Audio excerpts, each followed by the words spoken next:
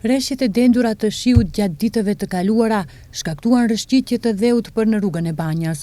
Edhe pse atje është intervenuar disa herë, megjithatë vazhdimisht ka pasur rrëshqitje të dheut, duke sjellë dhe gurës të mëdhenj. Kjo ka bërë që rruga të jetë e bllokuar, ndërsa është dëmtuar dhe muri mbrojtës.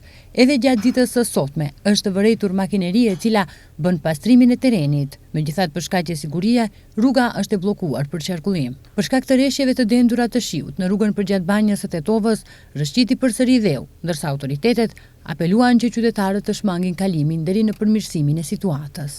Pavarësisht ndërhyrjeve, ende nuk ka zgjidhje të përhershme për dheun që rrëshqet përgjatë rrugës së Banjës së Tetovës.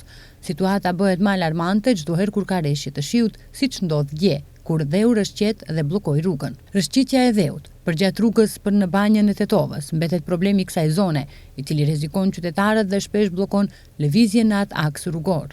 Nga komuna e Tetovës thonë se për vitin 2026 kanë paraparë që të ndërtohen mure mbajtëse edhe në segmentet e tjera të rrugës, duke filluar nga vendet më kritike, sipas rekomandimeve të studimit të UNDP-s dhe bazuar në nevojat prioritare infrastrukturore. Kjo rrugë, edhe pse e rregulluar në vitin 2017, megjithatë nuk është adekuate dhe plotësisht e sigurt për shkak se shpeshherë ka shembje të tokës përreth, duke bllokuar pjesërisht apo tërësisht kalimin.